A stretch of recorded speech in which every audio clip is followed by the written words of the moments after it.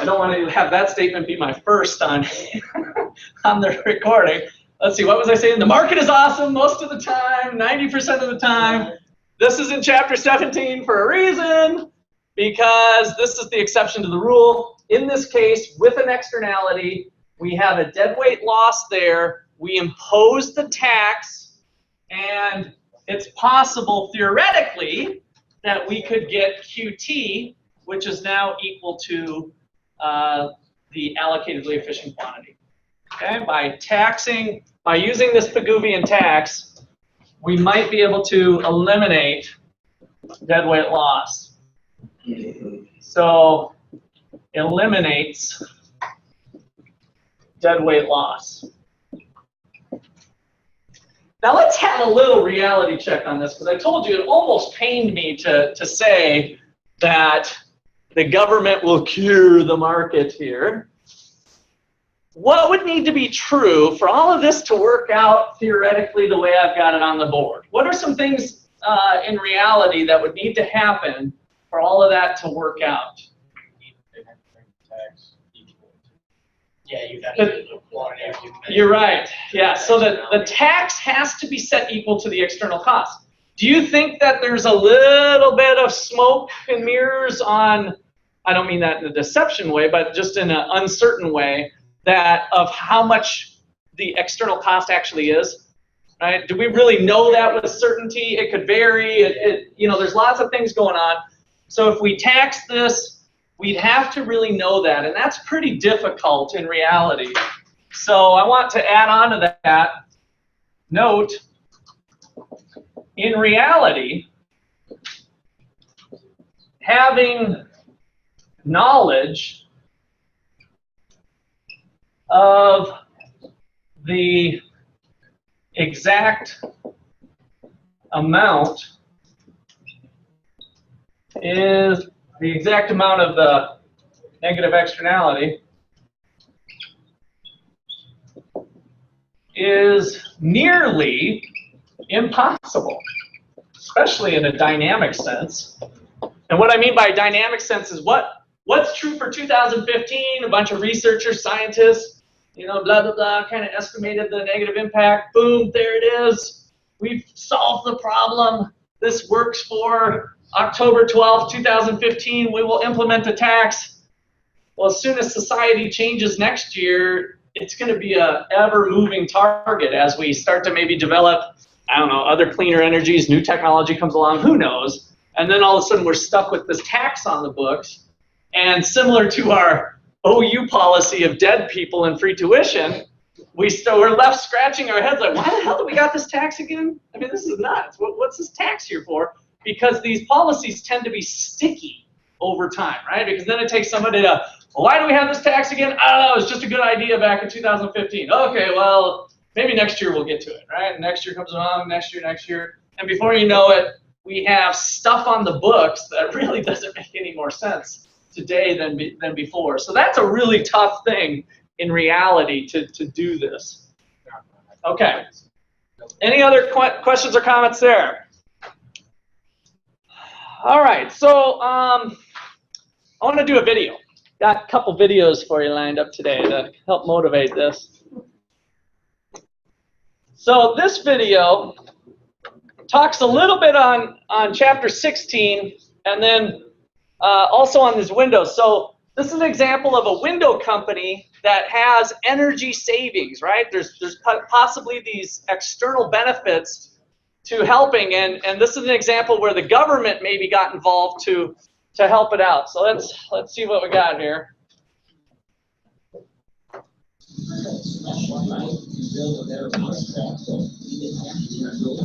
Means I can get rich. Please improve things. It'll be difficult. Very easy to win. Well, yes, there's crony capitalism. I can make friends with important people, the people who set the rules. Scratch my back. I know you can do it. Why will maybe you get good? Suppose you're in the window business. How do you get a leg up on the competition? Sure would help if you government gave you a special tax credit and gave your customers stimulus money to buy your product, would help even more if somehow you can get the president and the vice president of the United States to say nice things about your company. But come on, that's not possible, is it? No company could be that fortunate. There are three big companies in the window business: Kellogg, Anderson, and Marvin. Marvin Windows and Doors have been prohibition. The recession's been tough on these companies. But then there's also a much smaller company, Sirius Materials. Sirius is booming, according to this article in Fortune. On a roll, according to Inc. magazine, which put Sirius' CEO in its cover with a story titled, How to Build a Great Company. How did he do it? Well, he had some help from high places. Thank you, Mr. Vice President, for your unwavering support. That's Vice President Biden's thing. Without you and the Recovery Act, this would not have been possible. Biden returned the compliments. You're not just churning out windows. You're making some of the most energy efficient windows in the world. I would argue the most energy efficient windows in the world. Other window makers say, no, our windows are just as energy efficient, but the vice president hasn't visited their companies or even mentioned their names. And why am I talking about the vice president? I'm here today representing Sirius Materials. How many company officials get to make introductions like this? It is my distinct honor to introduce the President of the United States, President Barack Obama. The president gave a speech on energy policy that cited his which company? Sirius Materials just reopened, as you mentioned, manufacturing plant outside of Pittsburgh. These workers will now have a new mission, producing some of the most energy efficient windows in the world. Wow, what a dream endorsement. And just last week, the president announced a new set of tax credits for so-called green companies. The only window company on the list? Sirius Materials. This is a story of how a new economy predicated on innovation and efficiency is not only helping us today, but is inspiring a better tomorrow. Actually, I think it's a story about crony capitalism. It's almost as if the government and Sirius Materials are partners. The company VP of Policy testified in Congress. Thank you for the opportunity to appear here today and share Sirius Materials' experience in creating green jobs. And here he is in this picture with so-called energy leaders at the U.S. Department of Energy. And who's the woman in the middle? Kathy Zoy, who oversees the government's weatherization program. She has big plans for your tax money, as she explained in a conference. Where literally SWAT teams go into neighborhoods and they retrofit every single house and every single business on Main Street. Oh, and I left out a little fact. Kathy Zoy is the wife of the Vice President of Policy of Sirius Windows. So of all the window companies in America, maybe it's a coincidence that the one that gets presidential, vice presidential attention and a special tax credit is one where company executives give thousands of dollars to the Obama campaign, and where the policy director spends nights at home with the energy department's weatherization laws. It could be coincidence, and there's apparently nothing illegal about this. In Kathy Zoy's ethics agreement, she did disclose her marriage that says she would recuse herself from any matter that had a predictable effect on her financial interests. But it sure looks funny to me. And it's odd that even the liberal media has so much interest in this one company. Vice President Biden says the stimulus bill's funding for making buildings more energy efficient is expected to drive up demand for the kinds of windows made by Sirius Materials, which has caused the company to ramp up its production. That's how it works. Economic stimulus. Carney has written 2 books on crony capitalism, including one aptly called The Big Ripoff, How Big Business and Big Government Steal Your Money. Dennis Calabrese was chief of staff for a former majority leader of the House. And in that job, he says he saw the ills of crony capitalism firsthand. So what ills are you referring to? Well, John, the American public, I guess, thinks that Congress goes and deliberates serious issues all day and works on major philosophical problems and debate each other. The big picture. Right. And really, a typical day in Congress is people from the private sector coming and pleading their cases for help. And it may be help for a specific company, like the window example. It may be help for an industry, an entire industry. It may be help for United States companies versus overseas companies, protectionism. But the business, And they always make a good case. You have to be a really principled congressman to be tough enough to say no. particularly if they're from your district and they're giving you campaign contributions. So you're saying like congressman is sucking up to these people. That's one. There's so many varieties that it's hard to narrow it down, but that's a common one. But this video company you named, I'm sure has got a lot of great employees. The problem is, so do their competitors. The competitors have, those jobs are just every bit as important as the jobs in that company. Congress picks winners and losers in the free enterprise system. That's wrong. That's corrupt. People think that's the job of the wise people in government. And they're wrong. And Congress has led them to believe that. Congress wants you to believe that free enterprise will be successful if the government gets involved in it. It'll be more successful. In fact, the record is less successful every time they get involved. And of course, then it's used to criticize capitalism. Well, look, it doesn't work. It's not fair. It's a self-fulfilling prophecy. This is an unholy alliance, and it is being perpetrated, and the losers are the taxpayers and the voters and the stockholders of the companies. And Tim Carney, this is what you wrote about in the Big Ripple. Yes, it's been going on since the beginning of the Republic, unfortunately. I think it's getting worse under the end of the Bush administration, the beginning of the Obama administration. As government gets bigger. You see it everywhere. I think healthcare is one of the greatest examples where the president talks as if he's battling with special interests, but he cut a deal early on with the drug companies. This healthcare bill subsidizes drug companies. It keeps the ban on re-importation of drugs from Canada going.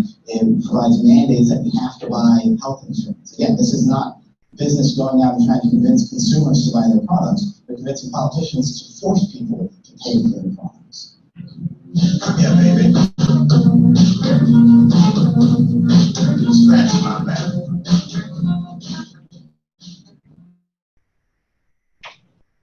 All right, so questions on that little video?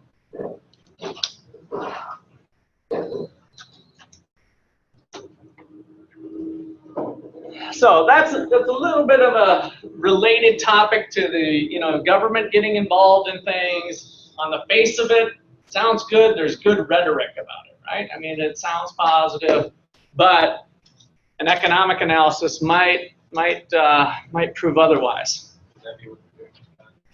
Could that be what they're doing with guns? Yeah, guns are a hotly motivated thing. They say, you don't know what they have their money in. So if they say we're going to outlaw guns, gun owners are going to go and buy as many guns as they can, so they have them. Yeah. Yeah, no, it's possible that's all in there related to lots of different types of issues. Yeah, guns are certainly a hot topic right now since we are seeing some issues with mass shootings here. We've had a rash of them, not something we want to see more of. But is the appropriate answer to ban guns, right? Is that the answer to say, oh, well, there's 100 guns out there, let's just make them illegal? Does that make guns disappear? No, of course not, right? So there's all these issues in reality. What sounds good is let's get the guns out of the criminals' hands is kind of easier said than done. And it might not be through that particular policy. It might be something else. And as you're probably aware of, some people's response to that is, let's put hands in the guns of the good guys. And so then we got lots of guns. And so we got good guys and bad guys, which kind of reminds me of the John Nash thing of how we keep from nuclear war is that we keep building it up in hopes that we never have to use it type of thing. So I don't know. The jury's still out on that, by the way, with economic research. But there's a lot of economists that study that very thing, for sure. All right, so let's continue on with our, I think I want to jump to a positive externality for a moment.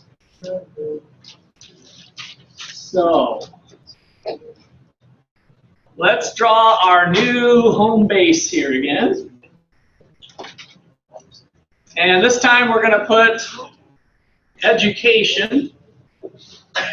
And we have our good old Chapter 3, demand and supply, home base. And the price of tuition in a free market would be that. The quantity of students getting educated would be that. So the quantity in the market, we could say QM and PM maybe for market this time, not monopoly. All right. Demand curve is the private benefits. The cost curve is the private costs. Our story this time is one of a positive externality, and let's assume that education confers benefits to other people that weren't directly related in the transaction of what you guys are doing these number of years here at OU. How do we draw that? So the benefit to the market, you guys are willing to pay $27,000, right?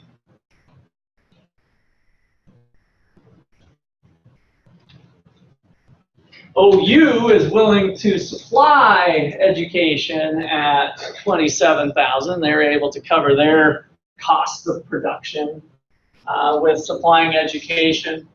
And in doing so, we get that many students in desks getting an education. What's going on? Cost or benefit or both for society? Because we're going to do the same exercise we did here with the negative externality, but think about the nature of the education and who it's helping, since it's a positive externality. Where do we want to put this thing? Let me go to the back of the room. Where do you think it would be?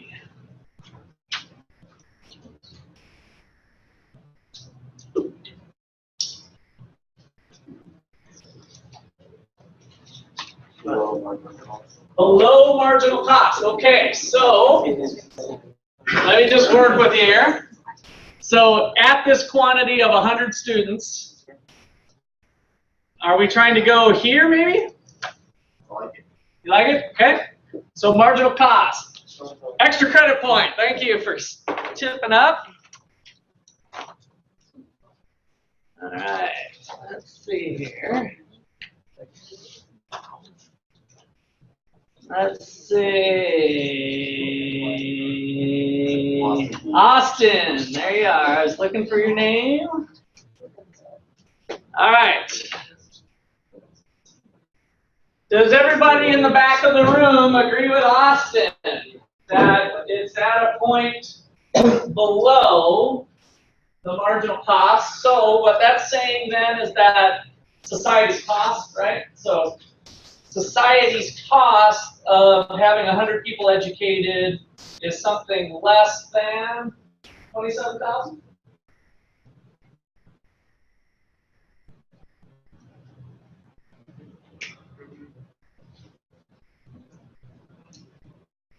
How many people agree with that in the back of the room? Oh, I see Jared with hands up. Being educated helps other people. Raise the marginal benefit. Okay, so 100 people, the benefit to you of being here is 27,000 presumably, and the benefit to somebody else is something higher. So you want to do a point like that? Kind of just the opposite of what Austin suggested? Now Austin's saying I like that better. Kayla?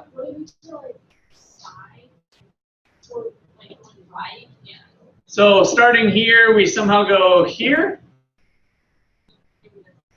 Maybe it's the same thing. Good. Yeah, that's right. That ends up being the same thing. And you know what? I'm glad you brought that up. That means you did well before because when I taught you guys shifts, did I say to treat it as left and right or up and down? Left and right. And so this is a little bit different. I did that for a very important reason because the shifts are actually left and right. When we think of holding price constant, it moves to the right. Now, our brain is holding quantity constant, so we are truly thinking of it as a shift up. At the end of the day, a shift to the right or a shift up is going to look the same. So the logic's there, but the actual underlying story is slightly different.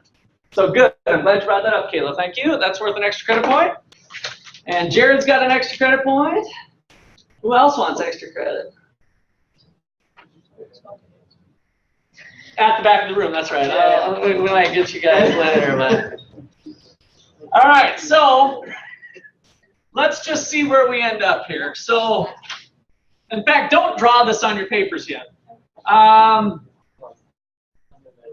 Let's see. Oops. Sorry. I want to go here. Here was Austin's, even though Austin did change his mind, by the way. And here is Jared's. Now, if we take Austin's in isolation, marginal social cost, marginal benefit here, and the quantity here, right?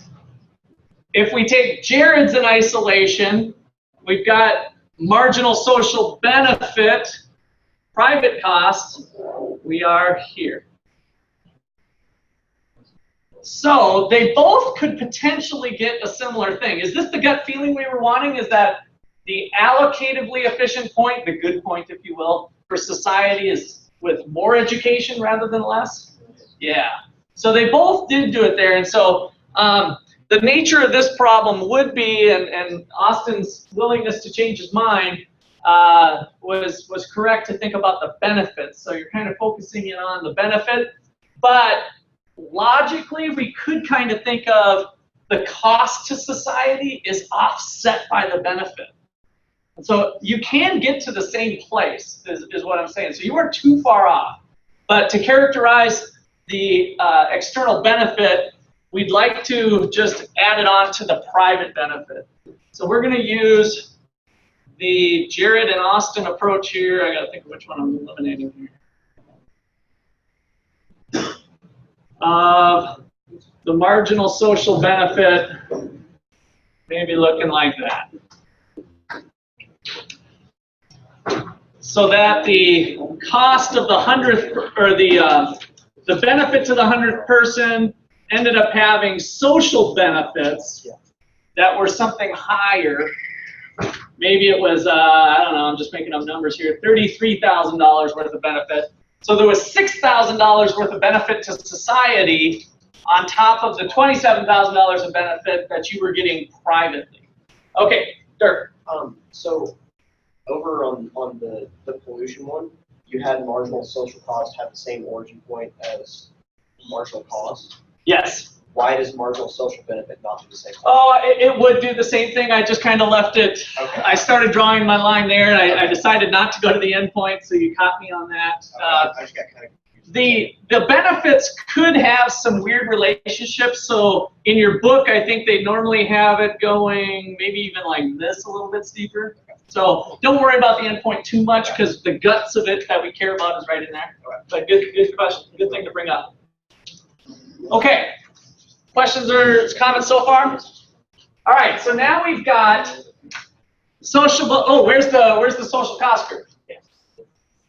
Same as the private cost. Our baseline definition is that private cost equals social cost if there's no negative externality, if there's no external cost. So here we're dealing with an external benefit equal to this vertical height here. That is the external benefit.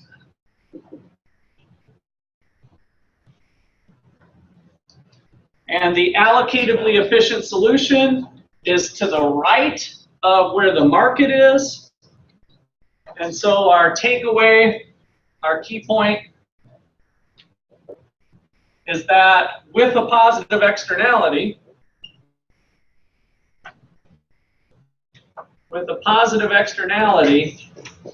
the market, the free market, if you will, the free market underproduces the good. Underproduces the good. There's not enough of it.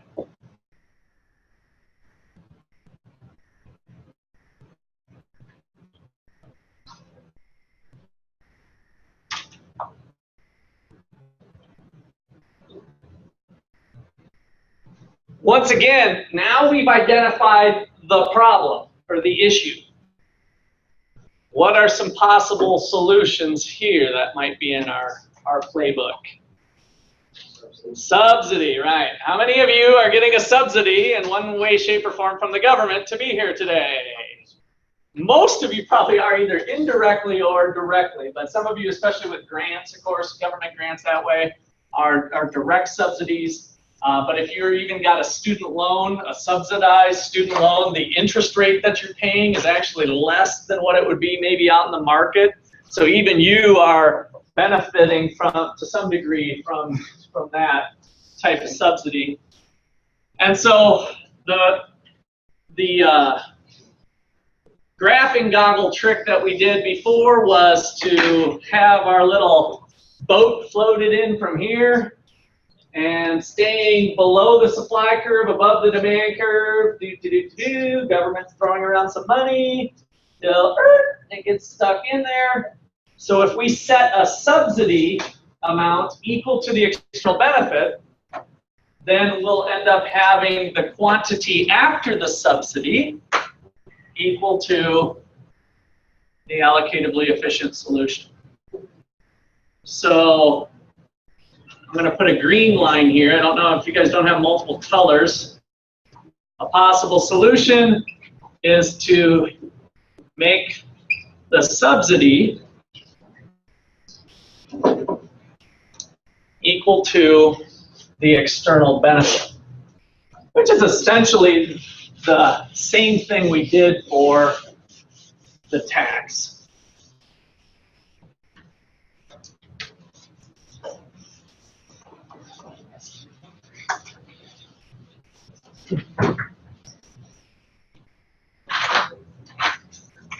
So, possible solution. Since QAE is greater than QM, the quantity in the market,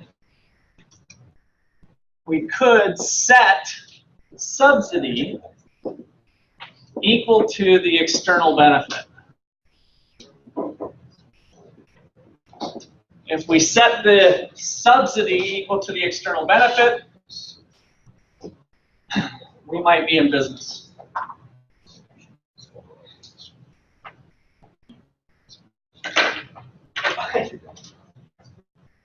Once again, the deadweight loss existed because the market.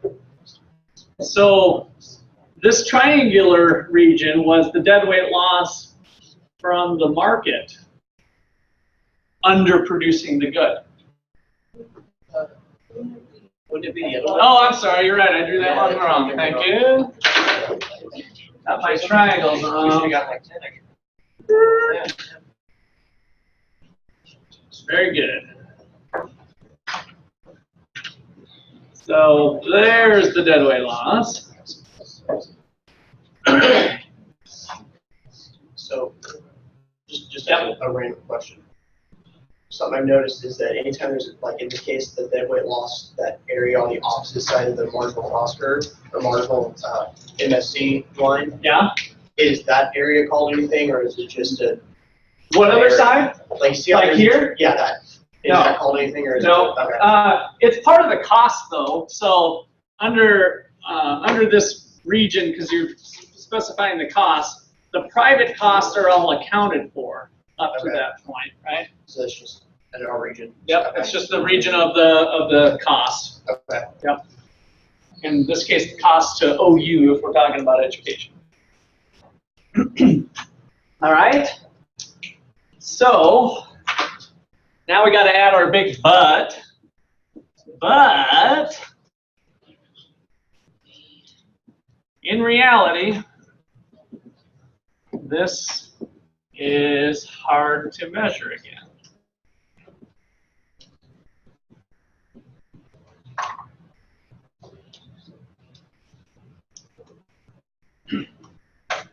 Since I mentioned student loans, one of the things that's kind of difficult. Davis, you got a question? Question?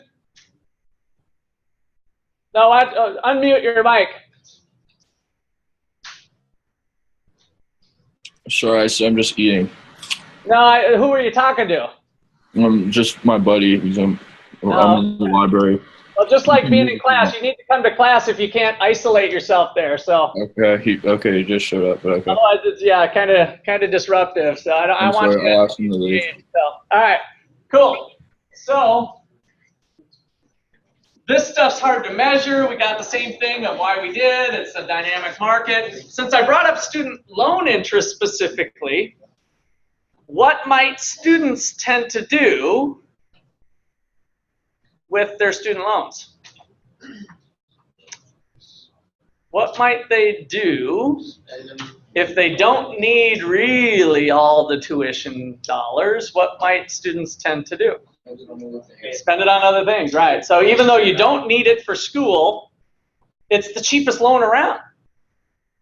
As long as you're going to school, does the government come in and make sure that every dollar went to books or the school? No, it's just a loan. So now if all of a sudden you want to go out and get a new car for $10,000 and your grandparents left you a nice little college savings account to the tune of $100,000, like you don't need the money, could you still get a student loan? You betcha. Yeah, you can still get the student loan. So that tends to cause other types of distortions, which might not be good. And we've got kind of incentives for students to go into debt. And so we start to see student loan debt at its highest level ever. Right now, student loan debt is the largest form of debts out there. One of those reasons is that the government doesn't allow you guys to bankrupt yourself out of that debt. So that debt is bankrupt proof. So you can't get out of that. Why? Because the government is a large part of that lender, and when the government creates laws, they tend to carve out little opportunities for themselves to make sure they get paid. So guess what? The two things that you for sure can't bankrupt out of when you go bankrupt: student loans and IRS taxes. Yeah. So those are the two things. They say go to hell with Visa and MasterCard and all the other things, the car loan place that you bought and the bank loan that you got. They don't care. As long as you pay me back, since I got the law, we're going to have a little special law that says you got to pay me back and the student loans because I gave you that cheap interest rate to begin with, and I'm still on the hook for part of that, so you got to pay me back for that too. So kind of convenient for those laws to be on the books that way. All right. So let's watch. Did I see a hand up? Got another video for you today. Today's a video day. This is a short one, and it's about corn. Now, what else do we make with corn besides food for cattle? Whiskey batch, yeah. We got the corn mash. We got ethanol, right? So we have gasoline, ethanol. We got cattle feed, and maybe we even have corn on the cob once in a while. That's usually different types of corn. So here we go. Another. Number one, ethanol is great. We made this myth number one because almost all the politicians are saying that this election season. They say we must use more ethanol to help save the environment. But is it true? Ramp up the availability of ethanol by Both Democrats and Republicans. Look at the smile. Ethanol works. The media like ethanol. It's cheaper and cleaner. 60 Minutes called it the solution. Ethanol makes a lot of sense. And the presidential candidates like it. We've got to get serious about ethanol. Get serious, they say, because ethanol is cleaner and renewable. It'll slow global warming and protect the environment. Hillary Clinton, Barack Obama, John Edwards, and Mitt Romney all want the government to subsidize the development of ethanol. The economics of ethanol make more and more sense. It makes a lot of sense. Well, if it made a lot of sense, we wouldn't have to subsidize it or mandate its consumption. Jerry Taylor of the Cato Institute points out that if ethanol were just better, as so many people say, they wouldn't need your tax money to subsidize it. You can make a profit this economy by putting something in the market. The government doesn't even put it up here. But ethanol is worth subsidizing, say its cheerleaders. It's made from corn. We grow corn. It's natural. Just makes it sound better. But it turns out that it takes just about as much energy to produce ethanol as you get when you burn ethanol. It takes a lot of fossil fuels to make the fertilizer, to run the tractor, build the silo, to get that corn to a processing plant, to run the processing plant. And ethanol cannot be moved in pipelines the way gasoline is because ethanol degrades. So using ethanol means using many more big polluting trucks. To move the corn from the fields and the processing plant, and then to move that corn ethanol from the Midwest to the coast. That takes a tremendous amount of energy. So much so that a number of recent studies say making ethanol uses almost as much energy as ethanol creates. Net energy balance is zero, more or less. More bad news. The increased push for ethanol has led to a sharp increase in corn growing, which means much more land must be plowed. And that means much more fertilizer, much more water must be used on farms, and more pesticides. So why are politicians so in love with ethanol? Almost every politician says this is a great thing. It's no mystery that people who want to be president and support the corn ethanol program. The first caucus is in the state of Iowa. And if you're not willing to sacrifice children for the corn god, you will not get out of the Iowa primary with more than 1% vote. Hillary Clinton made 17 votes against ethanol until she started running for president. Right now, the closest thing we have to state religion in the United States is in Christianity is corn. We are gathered here today to say amen to green fuels and ethanol. One of many politicians saying amen is Senator Evan Bach in Indiana.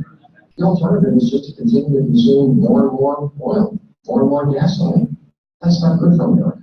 But the politicians make it seem like a free lunch. This would be using much more fertilizer, pesticides. This adds to greenhouse gases. There's no panacea.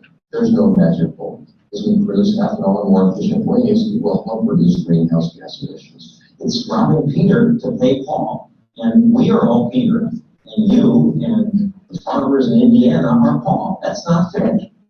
You're currently being robbed to pay sheiks in the Middle East. Doesn't it make more sense to have no Western farmers producing America's fuel? Make our dependence on Middle Eastern oil a thing of the past. Many ethanol proponents say even if it doesn't save energy, it'll reduce our dependence on foreign oil. Oh, that's nonsense. There is simply no way we're going to reduce our dependence on foreign oil via ethanol. A University of Minnesota study concluded that even turning all of America's corn into ethanol would meet only 12% of our gasoline demand. This just helps you politicians and the people who make ethanol at everyone else's expense. This is good for America. We have allowed our dependency on imported petroleum to grow and grow and grow. That is not healthy for our country. That's what we hear, plus lots of other wonderful reasons why we should love ethanol.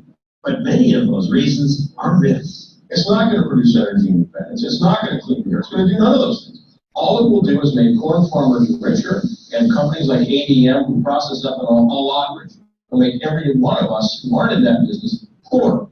This is a naked transfer program designed to take money from people who buy corn and to give it to people who grow corn and people who make ethanol for a living. That's all it is. Alright, you can see that one runs across party lines, right? There was no favoritism there. Whether it was Republican George Bush or Democrat Hillary Clinton. Woo, jeez. Sorry, volume disruption here. Alright, questions on ethanol. I lived in Iowa for 18 years, so this was, and I was also a real estate developer, so what was interesting, I had some developer friends that started an ethanol plant. He was in college student housing, building apartments, and got involved in ethanol production. And actually my construction company benefited a tiny bit from ethanol because the ethanol plant that was located about 10 miles east of town was adding on a new building where their refinery was, and our construction company got hired to build their new building. Would that new building have ever been built if it wasn't for the subsidies of ethanol? No way. Would we have not made, I think we made, it wasn't a lot. I mean, I think it was about a $1.5 million building, and we probably made 60, 70 grand on it. Would I have made, and it's not me, by the way, I had partners too, but would our construction company have had $50,000 to $70,000 worth of construction profit? No. Now, if ethanol's worthless for society and they take away the subsidies, which they are looking at doing and reducing, and that ethanol plant goes away, and that building's sitting vacant, how much good did we do for society, right? I like the $70,000 profit that my company got from it and the work that it generated. So there was short-term benefits for the construction employees that did the drywall work and the electrical work, right? So all of those people got paid and they made their little bits of profit and covered their materials. But was it getting society's scarce resources to the best place? That's a big question. So as we start to target these things, we got to be careful about that. All right. So I want to talk next about. Oh, I shouldn't have put that thing down. I want to talk about ocean fish for a moment. Which fish? Cod. Specifically cod, yes. It's always so sticky. All right, so there's a little example in your book that goes over cod fishing. And remember where ocean fish were in our little diagram? What did we have? Non-rival, non-excludable. What was ocean fish? Non-excludable but rival. Good, right? So we had a non-excludable but rival. And that led to what economists call the tragedy of the commons. And so here, rather than giving you the quantity on the vertical axis, here's a little diagram with different things that have evolved with the cod fishing industry. So this is fish landings in thousands, right? So fish caught. Here is its peak, 1970. Cod fishing starts to be regulated. Even when it was regulated, we almost put cod out of business. And this has happened, by the way, with tilapia and sea bass. You almost go down the list. Over time, since I kind of learned some of this story, you see the restaurants, and all of a sudden tilapia is the new fish out there. And right now, swai is a new fish, S-W-A-I. Really great fish, by the way, from Vietnam, and it's kind of flaky and thick. It's mostly raised in farms, but we kind of see this trend often, and then we wipe them out. And so this issue brings up sustainability of natural resources. And how do we approach the problem of sustainability? So I like to think of this as our bucket theory. So in our bucket this time is cod. Let's see, how do I make a fish again? There we go. So there's our little fish here, a little smile on his face. So we have a certain quantity of cod that are in the ocean at any given point in time. Part of what this chart is reflecting anyway on the stock of resources. So remember, when we do the bucket theory stuff, this is the stock variable. The stock variable is the quantity of fish at a given point in time. And then there is a flow over time, the flow variable. What is the flow into our bucket? More baby fish. Yeah, those little suckers have sex just like we all do. And well, maybe not all of you at this point. I don't see wedding rings on everybody's finger. But at some point, you might choose to try to procreate here. And so we got little babies, right? So this is the birth rate.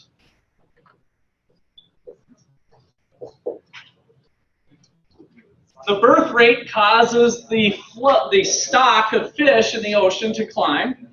But of course, there's a hole in our bucket. And another flow is what? Death.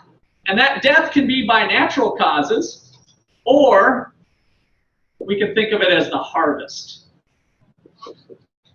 In general, the death rate, the birth rate exceeds the death rate for many of these species, and they're usually in abundance. Eventually, they get so big that they find it hard to find food, and then that slows the production. So once we reach some max, but once you start harvesting them, they can be replenished, and they'll start replicating faster because there's more food out there in the system as well.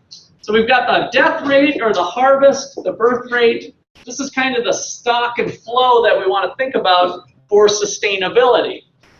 And what does that look like? So we want to think about what is the optimal the optimal stock for sustainability. And in thinking about that, that ties into the sustainability. That, of course, ties into how many fish do we allow to be harvested, and what is the, through ecology class, I think that, would that be right, where you're studying fish? Biology, no, marine biology. I'm not very good with fish and stuff like that, so you guys have to help me out, those chemistry, that sort of stuff, right? So we can learn about these things, their rate of production, the harvest, and start thinking about the optimal quantity. All right, we'll pick up there on Wednesday.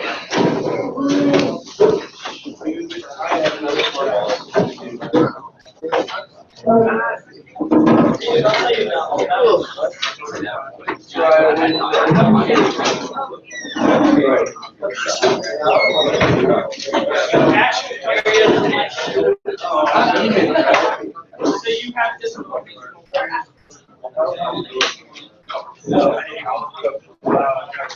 How many classes tomorrow?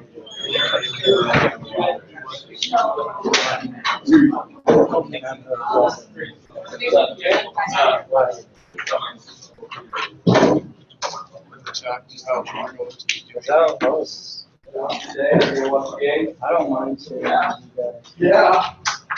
Hey, we can do 2 days to Yeah.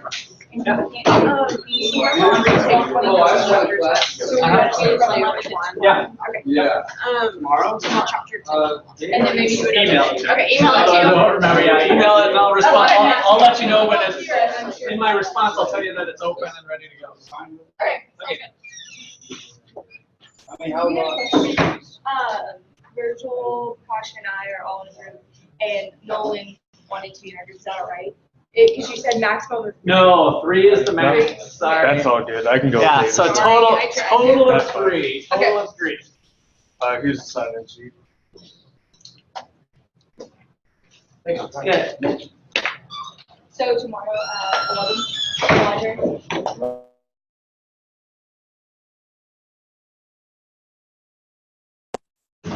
Oh, Yeah. I have practice from 6 to 7:30. So You don't need to sign the sheet. Oh, yeah, I'll get you. I can get probably. So you blew it out, during the huh? day Until Thursday. How bad? Is it just the ACL or? I strained my MCL, but it's can't really do much about that one. Yeah, so yeah, did you get my email that I told you I blew out? So Yeah, I actually tore this one last summer. Oh, you Now- did? Oh, so now you've I've been torn through both. this already. Oh, man. Wow. So yeah, I had severed the ACL, 40% tear of the PCL. My MCL was the only thing left because then I also severed the hamstring. So the little cord there, that sucked up into my leg. And then cartilage tear and meniscus. So it was one of the worst ones my surgeon had seen. Yeah. So Yeah, I'm getting a call. luckily the technology is so much better now than when I had it. So I'm either getting a call tonight or tomorrow to set up my MRI to clarify it all. But I don't know how exactly I'm gonna yeah, do it. so I know because usually once you get through this reduce the swelling stage, you might even be able to kind of time your operation. It'd be nice to time it after this class is done, but if you can't, I understand. I don't know how I'm going to do the video because I'll have to. Oh, I wouldn't be very active in it. well, you don't have to. Yeah, no, you just be creative on that. You don't have to be you're far from having to be doing jumping jacks. So. Are you going to do your video alone or with somebody? I'm doing it with Bo. Okay. But You're still in the thought process of how you're going to do it? Oops.